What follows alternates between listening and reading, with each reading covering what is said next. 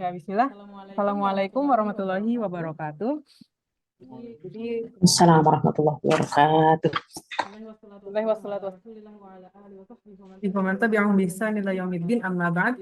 Jadi, perkenalkan, kami dari kelompok 11 sama 12 pengen ngobrol-ngobrol nih, Us, tentang apa tuh kemarin materinya? Dengan tema Dengan tema materi materi. mapan terlebih dahulu, nikah kemudian. Ya. Ah, Insya Allah. karena kita mungkin rata-rata itu kan Gen Z ya, apalagi Gen Z itu harus pertemanan tuh dahsyat sekali. Jadi gimana sih biar kita menyikapi? Terus banyak juga yang kayak agak ragu untuk melakukan pernikahan karena misalnya urusan ekonomi, terus saya belum mapan, jadi pengen mapan dulu. Nah, jadi gimana nih, Yos? Ya. Baik, kita mulai. Bismillahirrahmanirrahim. Assalamualaikum warahmatullahi wabarakatuh. Waalaikumsalam Waalaikumsalam. warahmatullahi wabarakatuh. Alhamdulillahirabbil alamin alladzi bi ni'matihi tatimmus shalihat hamdan katsiran thayyiban mubarakan fi kama yuhibbu rabbuna wa yarda. Asyhadu an la ilaha illallah wa asyhadu anna Muhammadan abduhu wa rasuluh. Rabbi israh li sadri wa yassir li amri wahlul 'uqdatam min lisani yafqahu qawli. Allahumma anfa'na bima 'allamtana wa 'allimna ma yanfa'una wa zidna ilman amma ba'd. Apa kabarnya adik-adik semuanya? Masya Allah. Sehat ya?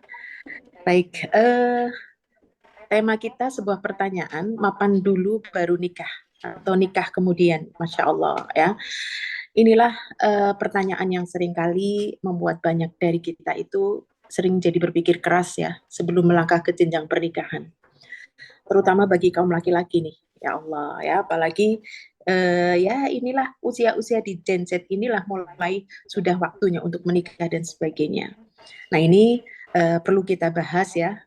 Mungkin waktu kita hanya 15 menit, ya. Mungkin yang sedikit ini mudah-mudahan bermanfaat. Kita tahu bahwasanya Rasul Shallallahu Alaihi Wasallam beliau bersabda, an nikahu sunnati, faman raghiba an sunnati falaisa minni. Nikah adalah sunnahku dan barang siapa yang tidak menyukai sunnahku maka bukan termasuk golonganku. Nah ini, janganlah kita takut untuk menikah dengan sebab belum mapan atau yang lainnya ya. Padahal itu termasuk daripada sunnah ya, sunnah Nabi Shallallahu Alaihi Wasallam. Bahkan ada solusi ketika seorang pemuda atau siapapun yang merasa belum mapan ya maaf belum mampu untuk nikah, maka ada solusi. Rasul Shallallahu Alaihi Wasallam dalam sebuah riwayat juga bersabda, ya ma'syar syabab, ya wahai para pemuda, man istata'a minkumul ba'ah, ya falyatazawwaj, wahai para pemuda, jika kalian sudah sanggup ya untuk menikah, memiliki kemampuan untuk menikah, maka nikahlah ya, karena ini lebih menundukkan pandangan, namun jika tidak mampu maka berpuasalah ya. Adik-adikku yang dirahmati Allah, jadi nikah itu selain sunnah, jangan kita membuat kita takut ya untuk menikah, karena sekarang di generasi sekarang ini, zaman sekarang yang penuh dengan fitnah, kadang-kadang yang dilihat adalah pernikahan para artis ya, pernikahan para seleb dan sebagainya. Maka seolah-olah mereka itu menjadi apa sih ya, cerminan bahwa nikah tuh harus kayak gitu tuh, nikah tuh harus gini, harus habis nikah tuh ada bulan madu, ada punya rumah, Masya Allah ya. Ini sungguh memberatkan terutama bagi kaum laki-laki ya. Perempuan kadang-kadang merasa bahwa wanita itu kan yang dinikahi, aku yang harus disenang-senangkan dan sebagainya ya, Masya Allah. Padahal kita tahu bahwa mapan itu relatif, tidak ada standar yang jelas ya. Ada yang mengatakan yang namanya mapan itu ya harus punya rumah, mobil, dan yang lainnya gitu ya. Atau minimal punya pekerjaan tetap lah ya. Tidak dilirik kalau dia tetap memiliki pekerjaan gitu ya. Jadi mapan itu relatif. Ya, padahal tadi yang terpenting adalah saya siap bertanggung jawab menjaga atau bertanggung jawab terhadap putri bapak. Nah ini keberanian laki-laki untuk meminta kepada orang tua ya. Nih mas juga nih mas, beranikan ya mas. Iya, yang penting bilang aja. Pak, saya siap menjaga putri Bapak. Nah, itu sebenarnya sudah modal yang baik ya untuk membangun sebuah rumah tangga. Karena kalimat tanggung jawab, dia tidak akan menyia-nyiakan. Apa sih tanggung jawab? Ya, dia itu tanggung jawab. Dia mengambil anak orang, dia makan, dia harus makan, pakaian harus pakai, dia berpakaian juga ya. Makanya bagi orang tua juga jangan mempersulit anak-anaknya untuk menikah ya. Kalau sesuai hadis Rasul Shallallahu Alaihi Wasallam, beliau mengatakan begini, "Idza ja'akum man tardawna dinahu wa khuluquhu fa'ankihuh." Ya, fankihuh. Apabila datang kepada kalian seorang laki-laki yang dia baik agamanya, akhlaknya, maka nikahkan. Kalau tidak, ya dia akan ada fitnah dan kerusakan yang besar. Ya, jadi kalimat ini nih, kalimat baik agama dan akhlaknya ini bukan hal yang udah yang penting aku bisa akhlaknya baik gitu ya, atau sholat 5 waktu, bukan ya, tetapi orang yang akhlaknya baik dia bertanggung jawab, agamanya baik lebih-lebih dia bertanggung jawab ketika mengambil anak orang, dia ada mitsaqon ghalidhon ya kepada Allah, maka dia tidak akan menyia-nyiakan. Maka para jombloners ini ya, Masya Allah, jangan takut untuk menikah. Ayo ya, yang masih muda beranikan diri untuk menikah, tetapi tadi siapkan diri berupa tanggung jawab ya. Jangan uang untuk dirinya sendiri dia tidak bisa bertanggung jawab, bagaimana dia bertanggung jawab untuk orang lain ya. Percayalah akan janji Allah di dalam surat An-Nur ayat 32, Allah berfirman, "Iyakunu fuqara'a yughnihimullahu min fadlih." Jika kalian miskin, ya bagi orang yang nikah, kalau miskin tidak bisa punya apa-apa, maka dengan menikah itu akan Allah kayakan dengan karunia-Nya ya. Nah, ini semangat bagi kaum muda, tidak ada salahnya menikah muda, tetapi itu tadi ya bertanggung jawab, matang secara agama akhlak. Nah, insya Allah ya. Karena kalau kita bilang mapan dulu baru nikah, apakah ada jaminan kita mapan gitu ya? Tapi menikahlah nanti akan Allah kayakan. Menikahlah karena ada ba'ah, yaitu kemampuan, bukan karena kemapanan. Begitu adik-adik semuanya, Masya Allah, barangkali ada yang perlu disampaikan, silahkan. Baik Ustazah, Assalamualaikum warahmatullahi wabarakatuh. Waalaikumsalam warahmatullahi Saya wabarakatuh. Putra Ustazah ingin bertanya, Ya, silakan. ini bagaimana jika seorang lelaki itu ingin menikahi dari istilahnya itu perempuan yang keluarganya keluarga berada Ustazah. Sedangkan laki-laki tersebut tuh masih mencoba untuk memenuhi kehidupannya Ustazah. Terima kasih. Ya, iya, Masya Allah. Ya, di antaranya menikah itu memang harus satu kufu ya, sekufu. Yang namanya sekufu itu sederajat, pendidikan, kemudian latar belakang ya. Adapun agama sudah jelas. Makanya bagi laki-laki, ya ini bagi laki-laki. Kalau tadi itu bagi perempuan ya. Idza ja'akum man tardawna itu hadis untuk perempuan. Wahai perempuan, kalau ada yang melamarmu, laki-laki dia soleh, akhlaknya baik, agamanya baik, terima lamarannya. Tapi bagi laki-laki tidak. Laki-laki nikahilah olehmu 4 perkara, ya. Yaitu satu karena cantiknya, ya. Lijamaliha limaliha walinasabiha walidiniha fadfar bidatidin, kata Rasul Shallallahu Alaihi Wasallam. Fadfar bidatidin taribat yadak. Nikahi wanita itu karena cantiknya, karena kayanya. Ini kaya termasuk nih Mas, ya. Kemudian karena keluarganya. Tapi pilih yang keempat karena agamanya, ya. Karena apa? Ini agama menjadi pondasi. Maka Rasul Shallallahu Alaihi Wasallam mengatakan, pilih agamanya maka kalian tidak akan. Ya, jadi tadi bagaimana kayak Mas tadi udah pingin nikah, perempuannya ternyata lebih kaya, itu termasuk daripada pilihan ya. Masa kalau sudah kaya alhamdulillah, tapi tinggal yang garis bawah itu adalah tentang agamanya ya. Kalau dia kurang cantik dengan sebab agamanya, maka akhlaknya akan menutupi kekurangan cantiknya ya. Kalau misalkan dia kurang dari nasabnya, keluarganya kurang baik, kalau agamanya baik, dia akan memberikan anak keturunan yang baik. Kalau dia kurang dalam masalah hartanya, maka orang yang agamanya baik dia akan qanaah ya. Jadi buat Mas Putra, ayo melangkah ya, Masya Allah.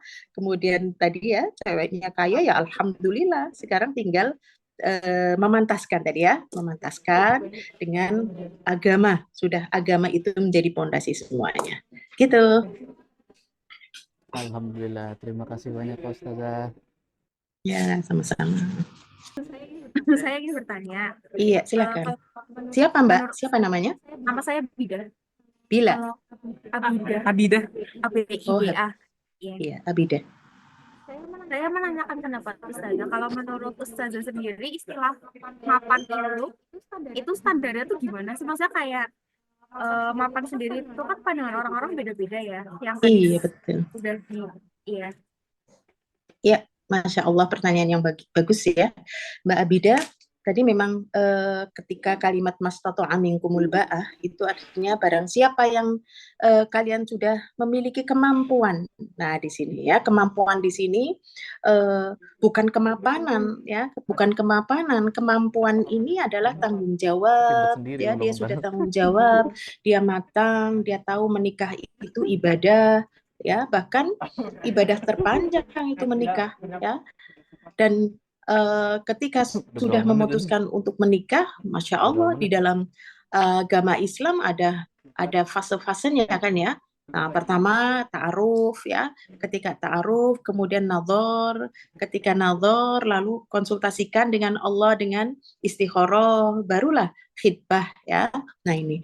Jadi kemampuan di sini yang dimaksud dengan apa namanya tadi mapan, bukan mapan secara materi ya. Kalau secara materi mungkin ada sebagian yang mengatakan yang namanya mapan ya dia sudah punya kerjaan lah minimal ya. Adapun nanti rumah ngontrak lah nggak apa-apa. Yang penting dia sudah bisa kasih makan, dia sudah kasih pakaian ya. Nah itu sudah termasuk dari mapan ya. Kalau kita melihat dari segi syariat itu sudah memenuhi syarat untuk dia menikah ya, karena para sahabat Masya Allah ketika mau menikah Rasulullah hanya meminta kau punya mahar nggak, aku punya panci gitu lah ya, Masya Allah ya sudah pancinya aja buat mahar. Masya Allah, kalau zaman sekarang panci buat mahar ya kita tolak ya, Masya Allah. Nah ini jadi tadi ya yang namanya mapan itu relatif, tapi kalau menurut syariat itu adalah sebuah kemampuan secara biologi, secara materi, secara matang, akal, jiwa. Kalau sudah apa namanya memiliki kemampuan ya mereka sudah wajib untuk menikah gitu ya. Karena nikah itu ada yang wajib, ada yang sunnah, ada yang mubah, ada yang makruh ya. Nah, itu seperti itu. Begitu Mbak Abida, wallahu a'lam.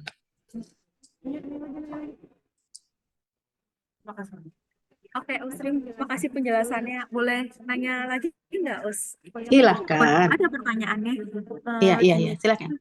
Kalau misalnya pernikahan itu kan gimana ya? Kalau misalnya tentang ekonomi itu kadang problemnya tuh rebutan harta antara istri sama ibu gitu. Iya. Menurut Ustadz gimana? Ustadzah? Iya, Masya Allah. Inilah ya yang namanya pernikahan, banyak orang menikah itu seperti transaksional. Apa itu transaksional? Menikah ya harus aku untung ya, jangan ada rugi. Nah inilah, padahal menikah itu ibadah. Makanya kadang-kadang orang tua tuh salah memberikan bekal kepada anak-anaknya. Ih, kamu tuh dalam menikah tuh harus ini ya, saling memberi, menerima gitu lah ya. Nah, mungkin di sebagian sisi oke lah ya, memberi, menerima. Tapi pada kenyataannya yang ada di dalam benaknya itu adalah tadi sistem transaksional. Aku nikah ya aku harus beruntung ya. Istriku harus begini atau suamiku harus kasih nafkah dan sebagainya. Padahal yang benar dalam pernikahan itu adalah bukan take and give ya, tapi pada nyatanya banyak sekali yang take gitu ya. Aku harus menerima, mana mas hakku, mana aku ini mas gitu ya. Atau suami sebaliknya, istriku kok kan sudah jadi ini, mana tanggung kewajibanmu gitu ya. Intinya dalam pernikahan itu sebenarnya adalah give, memberi. Kewajibannya yang memberi. Kalau kita sibuk memberi, nanti kita akan kewalahan menerima ya. Makanya yang namanya menikah itu harus ada modal takwa. modal takwa. Allah mengatakan watazawwadu fa inna khairaz zadi taqwa. Berbekalah kamu karena sebaik-baik bekal adalah takwa. Jadi kalau orang sudah bertakwa dalam masalah ekonomi, dan ini sangat krusial sekali dalam rumah tangga ya. Banyak rumah tangga itu berantakan yang menjadi sebab adalah ekonomi. Apalagi di zaman sekarang ya sangat materialistis sekali. Jadi tadi yang ditanyakan Mbak Abida itu dalam rumah tangga itu ibu atau istri dulu ya. Kalau menurut syariat seorang suami itu harus memberikan kewajibannya dahulu, yaitu menafkahi istri. Setelah menafkahi istri cukup, maka baru ibunya. Tapi istri jangan ditanya, ya, kok sudah cukup belum istri? Ya, pasti mengatakan belum cukup. Sudah dikasih banyak, belum cukup, belum cukup. Ya, tapi istri sudah diberi, maka orang tua baru kemudian ia diberi nafkah. Kalau mau ditanya lebih dahulu mana, ya, karena apa? Karena istri diambil dengan perjanjiannya dengan Allah. Dia ada misaqun ghalidhon, ya. Maka perjanjian Allah ini kalau diingkari dosa besar. Adapun anak terhadap orang tua ini juga kewajiban ya. Secara fitrah memang kewajiban untuk berbakti, tapi lihat kalau misalkan orang tuanya bekerja, dapat pensiun, dapat apa, maka ya apa namanya, kita anak memberikan sodakoh sekedarnya saja. Begitu Mbak Abida, wallahu a'lam. Terima kasih atas penjelasannya. Sama-sama. Kita masuk ke pertanyaan terakhir nih dari Putra. Coba Putra. Silakan. Assalamualaikum Ustazah. Waalaikumsalam warahmatullahi. Saya yang bertanya nih Ustazah, apa yang harus Iya, kita lakukan Ustazah jika kita ini belum apa nih, tetapi kedua orang tua kita tuh sudah menginginkan cucu Ustazah, sedangkan kita sendiri tuh kan pasti ketika menikah itu harus menafkahi istri dan anak-anak kita Ustazah. Nah, Masya Allah, berarti ini sudah menikah nih ya, karena orang tua sudah menginginkan cucu nih, Masya Allah. Ya, jadi apa yang harus kita lakukan? Nah inilah, Masya Allah ya, anak-anak muda sekarang itu sebenarnya gini nih, ini adik-adik semuanya, untuk menjadi seorang ahli itu sekolah sampai berbelas-belas tahun kan ya, iya mau ahli apapun. Tapi kenapa seorang mau menjadi ahli surga di dalam rumah tangga, nggak ada sekolah khusus untuk menjadi rumah tangga harmonis atau rumah tangga sakinah, mawaddah warahmah. Mereka hanya diberi nasihat oleh Pak Pengulu 10 menit. Itu pun ketika diberi nasihat pengantinnya sudah ketumbul selfie dan punya rencana apa. Ya, Masya Allah. Nah ini, kok ini berlaku seumur hidup, ya, sepanjang pernikahan. Makanya penting bagi setiap ini kaula muda lah ya, sebelum melangkah ke jenjang pernikahannya yang serius, penuhi diri itu dengan iman. Iman itu artinya ilmu. Sehingga dia tidak akan khawatir. Mau diberi anak 10 pun, dia yakin Allah Maha Kaya. Ketika Allah memberikan anak, berarti Allah sudah menyediakan rizkinya. Nah ini, yang jadi masalah kan mereka tadi ya, sudah siap, mungkin secara biologis dia siap, tapi secara mental dia tidak siap, akal dia demikian juga tidak siap. Jadi kalau sebelum nikah tadi ya, yang dipersiapkan tadi, yakin, percayalah ya, dengan kita mendekat kepada Allah, sudah tidak ada tidak kita pungkiri ya, Allah mengatakan wasta'inu bis-sabri was-shalah. Jadikan sabar dan sholat itu sebagai penolong. Nah, sabar ini butuh ilmu, sholat juga butuh ilmu, bukan sekedar melakukan kewajiban sholat. Aku udah sholat dari kecil, bukan. Sholat yang sudah menjadikan kita itu berubah, ya, sehingga kita mapan. Insya Allah, Allah akan jaminkan rizki. Maka ketika orang tua minta, ayo dong cepat, pingin punya cucu, ya Bismillah, doain Bu, doa restunya ibu. Apalagi kalau punya orang tua, Masya Allah, ya, doa ibu itu seperti luar biasa, tidak ada hijab. Jadi yakinlah bahwa Allah itu Maha Kaya. Allah ketika memberikan anak, pasti Allah sudah menyiapkan rizkinya. Ya, demikian juga begitu kita melangkah mau nyari nafkah nih dari rumah, sudah Bismillahirrahmanirrahim, Allah sudah sediakan nafkah nafkahnya, rizkinya itu di sana. Maka ketika kita cari gampang, Allah sudah sediakan, manusianya berupaya, klop deh. Begitu Mas Putra. Baik, Ustazah. Terima kasih banyak. Ya, sama-sama. Ya, alhamdulillah sepertinya kita sudah hampir mendekati penghujung acara ya. Jadi kesimpulannya jangan takut nih guys buat Iya, jika kalau rezeki itu udah ada yang atur, udah kalau atur dan ingat-ingat juga nih hadis yang tadi, ntar aku ingat-ingat. Ya masyarakat syabab, manis satu amin kumul ba'ah, falyatazawwaj. Nah, itu juga diingat-ingat tuh hadis itu tuh guys. Mhm. Eh, ya. Masya Baik, Allah. Sada. Jazakallah khairan, Sada sudah Ya, wa iyyakum. bersamai kami. Ya, Ya, terima kasih juga buat adik-adik semuanya. Semangat ya. Jangan oke, berkecil hati, jangan putus asa. Gantungkan semuanya oke. kepada Allah. Ya, innallaha ma'ana. Baik. Ya, terima kasih. Mohon maaf. Assalamualaikum warahmatullahi wabarakatuh. Waalaikumsalam warahmatullahi wabarakatuh. Waalaikumsalam warahmatullahi wabarakatuh.